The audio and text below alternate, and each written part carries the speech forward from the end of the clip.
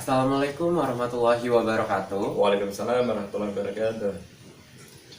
Halo teman-teman semua dan adik-adik semua.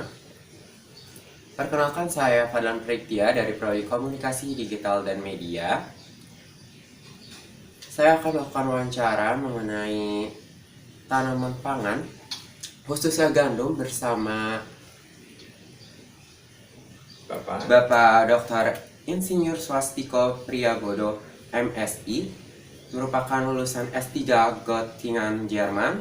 Sekarang mengampu sebagai dosen Fakultas Pertanian, Proteksi Pertanian. Selamat pagi Bapak. Perkenalkan saya Fadlan Praditya. Bapak boleh perkenalkan namanya? Ya. Baik, Assalamualaikum warahmatullahi wabarakatuh. Nama saya Swastiko Priyabodo.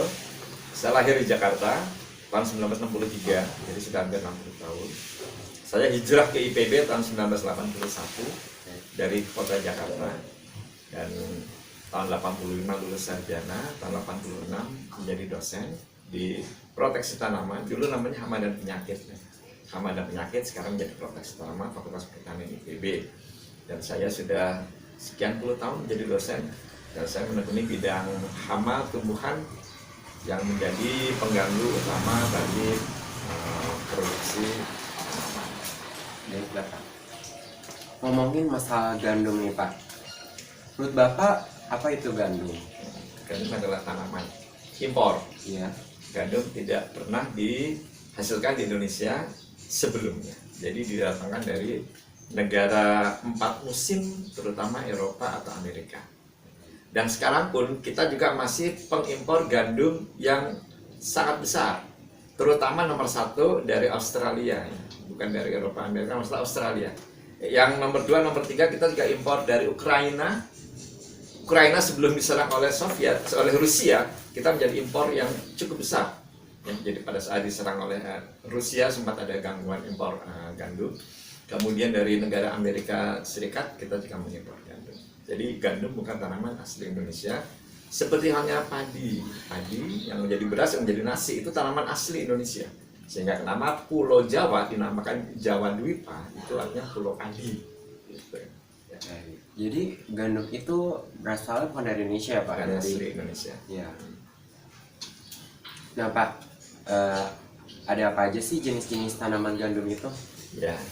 Gandum, kita kenalnya hanya satu, gandum. Oh, gandum. Di negara 4 musim, dia memiliki beberapa jenis gandum. Ya. Yang dalam bahasa Inggris mereka menyebutnya ada wheat, ada rye, ada barley. Kita nyebutnya gandum, karena mungkin asli Indonesia ya. Tapi sebagai gambaran, wheat itu untuk jenis tanaman biji-bijian, itu contoh seperti jagung. Jadi ada satu tongkol dengan biji yang menempel di situ. Sementara rye atau barley itu seperti padi. Jadi satu malai itu ada banyak bulir. Ya. Di Quran juga disebut itu kalau kita berbuat kebaikan itu Allah akan membalas seperti satu anakan padi yang keluar 7 anakan atau 7 tunas, dan masing-masing tunas akan terdiri atas 100 bulir, 100 biji padi. Itu ibarat kita berbuat kebaikan, Allah akan membalasnya dengan berkali-kali lipat. Jadi gandum itu satu famili sama padi sama jagung, sama-sama gramine atau bahasa Latinnya poaceae. Poaceae sama dengan gramine, biji-bijian. Ya. Kita di Indonesia kenalnya beras dari padi dan jagung. Sementara di Eropa, Amerika sana mereka kenalnya gandum. Jadi variasinya ada cukup banyak. Jadi kalau di Indonesia kita kenal cuma gandum doang ya, tapi sebenarnya ada jenis-jenis lainnya. Betul. Bagaimana sih Pak ciri tanaman gandum yang baik itu? Ya, gandum baik adalah gandum memenuhi persyaratan sehat. Ya. Sehat itu dari sisi dirinya sendiri, yaitu dari benih. Ya. Kita harus menanam benih tanaman yang sehat. Kemudian kita rawat dan kita beri lingkungan yang sehat. Lingkungan yang sehat itu mulai dari pemupukan, pengairan, cahaya matahari, suhu, kelembaban, ya. Itu semua faktor-faktor abiotik, faktor yang tidak hidup. Tapi kemudian nanti dalam pertumbuhannya, baik pasti akan mengalami gangguan dari makhluk hidup yang lain yang kita sebut gangguan penyakit atau ada gangguan hama. Kalau untuk manusia, untuk hewan itu disebut manusia sakit, ternak sakit. Kalau tanaman juga bisa sakit, tapi penyebabnya bisa patogen, misalkan virus, bakteri, cendawan, itu semua patogen yang bisa menyebabkan sakit. Juga bisa serangan hama. Hama itu misalkan serangga atau tikus. Nah, itu bisa membuat tanaman itu menjadi sakit. Nah, itu yang harus kita jaga setiap kita menanam atau membudidayakan tanaman apapun. Baik teman-teman. Nah lanjut Pak, ngomongin olahan apa saja nih yang terbuat dari gandum? Ada apa aja tuh Pak? Banyak banget. Nomor satu mie instan. Mie instan nomor satu ya. Kita Indonesia konsumen mie instan terbesar kedua seluruh dunia setelah Cina. Karena Cina kita tahu warga negaranya sekitar 1,6, 1,7 miliar. Kita hanya 270 miliar. 270 juta. Jadi 0,27 miliar. Bandingkan dengan Cina yang 1,6, 1,7 M. Ya. Penduduk nomor 2 itu India. India 1,3 M. Berarti kita nomor 4 setelah Amerika. Amerika itu sekitar 400-an juta. Ya. Tapi konsumsi mie instan kita nomor 2 setelah Cina. Ya. Jadi kita banyak mengimpor gandum dalam bentuk tepung gandum atau terigu. Nomor 1 dibuat mie instan. Nomor 2 dibuat roti. Ya. Roti itu bukan makanan pokok orang Indonesia. Roti itu dari Belanda. Itu warisan penjajah Belanda. Tapi nggak apa-apa.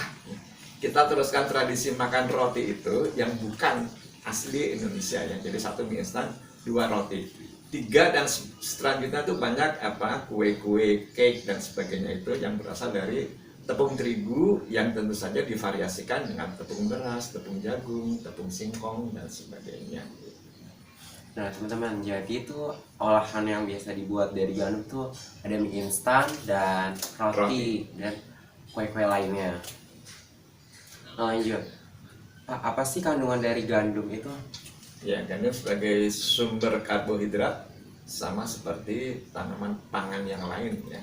Tanaman pangan itu gandum itu sama dengan padi, jagung, kita sebut biji-bijian atau serealia. Itu semua produk untuk karbohidrat. Selain biji-bijian, kita juga mengenal umbi-umbian. Nah, umbi-umbian itu juga merupakan produk karbohidrat. Karbohidrat itu adalah sumber energi yang selain protein dan lemak. Tapi protein dan lemak itu cenderung memberikan fungsi untuk tubuh manusia yang lain, fungsi lain, sementara karbo umumnya lebih ke sumber energi. Berarti kandungannya itu lebih ke karbohidrat ya Pak.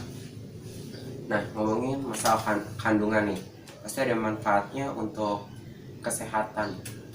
Manfaat gandum untuk kesehatan itu apa ya Pak? Ya, nomor 1 karbohidrat sebagai sumber energi ya.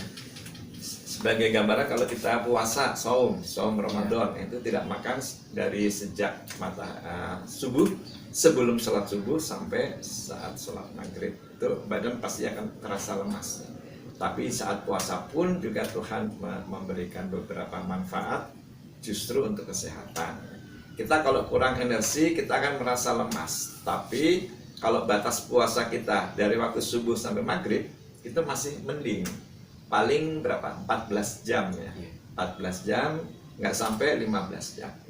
Ini bandingkan kalau kita berada di negara 4 musim di saat puncak summer. Itu yang pernah saya lakukan waktu saya studi S3 di Jerman.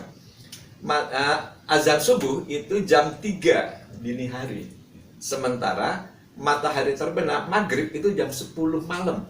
Jadi puasanya 12 jam ditambah 7, 19 jam puasa. Bahkan kalau lebih ke utara lagi, lebih ke utara ya, itu bisa puncak summer itu, puncak musim panas, matahari tidak pernah terbenam. Ini juga ilmu untuk adik-adik ya. Bagaimana Tuhan menciptakan kita hidup di bumi ini, kita di tropis. Tropis itu enak, cenderung 12 jam siang, 12 jam malam. Tapi kalau di negara 4 musim, kalau adik-adik pas merasakan di utara, puncak musim panas itu bisa matahari tidak terbenam. Itu bagaimana merasakan puasa yang tidak pernah berbuka gitu ya. Tapi ya itulah Allah memberikan kelebihan pada kita manusia dengan kita punya cadangan energi, sehingga secara fisiologis pada saat kita berpuasa maka otot yang merupakan glikogen. Nah, itu akan diubah menjadi glukosa, gula darah, dan itu menjadi energi. Jadi di sini memang kita butuh energi, tapi Tuhan juga memerintahkan kita puasa agar selama sekian jam kita puasa itu perut, lambung, usus itu istirahat. Jadi seperti pabrik, seperti mobil, mesin, itu nggak boleh diforsir terus menerus 24 jam tanpa henti. Harus ada saat-saat dia istirahat. Itu tujuan hubungannya dengan saum ya. Tapi ini kita bicara dengan apa, sumber energi yang menjadi kebutuhan setiap individu, setiap makhluk. Bukan cuma manusia ya, hewan, tumbuhan, bahkan mikroorganisme, virus, bakteri, dia juga butuh energi gitu ya. Itu yang kita pelajari sebagai ilmu eksak. Berarti sebagai sumber energi nih. Jadi ceritanya jauh ya. Ceritanya jauh. Mungkin sebagai pengayaan ilmu untuk adik-adik mahasiswa. Lanjut Pak, apakah ada pembudidayaan tanaman gandum di Indonesia? Jika ada itu biasanya ada di daerah mana ya Pak? Ya, ini sedang diusahakan ya. Kementerian Pertanian sedang mencoba impor benih ya. Benih itu bukan biji ya. Kalau biji itu yang kita konsumsi, itu biji. Sementara benih itu adalah biji yang ditanam. Jadi ada dua istilah yang berbeda. Benih bahasa Inggrisnya seed. Kalau biji itu bisa apa? Serealia itu kita sebut biji-bijian ya. Nah, ditanam di Indonesia tentu saja harus ada adaptasi karena bukan tanaman khas Indonesia. Dia tidak tahan cahaya matahari penuh, tidak tahan suhu tinggi ya. Sehingga saat ini Kementerian Pertanian masih kesulitan untuk kita menanam gandum yang berasal dari Eropa, Amerika Utara ya. Tapi kita juga punya alternatif yang namanya sorghum. Nah, mungkin adik-adik baru dengar sorghum. Sorghum itu memang sejenis gandum, tapi sorghum itu cenderung berasal dari India. India yang sama-sama tropis, yang juga tidak punya salju, bukan negara 4 musim. Sorghum di Indonesia lumayan lebih berhasil untuk ditanam. Dan beberapa dosen agronomi IPB ya, itu sudah berhasil bukan cuma membudidayakan tapi juga memuliakan. Memuliakan itu kita nyebutnya plant breeding, pemuliaan tanaman. Sehingga ada sorghum yang kita tanam itu sesuai dengan kondisi Indonesia, kemudian tahan hama penyakit, kemudian tahan dengan kondisi fisik yang ada di Indonesia. Sorghum sebagai pengganti gandum itu memang mirip tapi beda spesies. Dia sedang diusahakan ya, gandum untuk dibudidayakan di Indonesia Pak. Ya, betul. Karena konsumsi gandum kita sangat tinggi. Iya. Berupa tepung terigu, tepung gandum. Nah Pak, itu sebagai pertanyaan penutup dari saya untuk sesi wawancara ini. Dan sekian teman-teman semua dan adik-adik, semoga ilmu yang tadi dipaparkan dan dalam sesi wawancara ini bisa bermanfaat untuk kita semua. Amin. Terima kasih. Wassalamualaikum warahmatullahi wabarakatuh. Waalaikumsalam warahmatullahi wabarakatuh.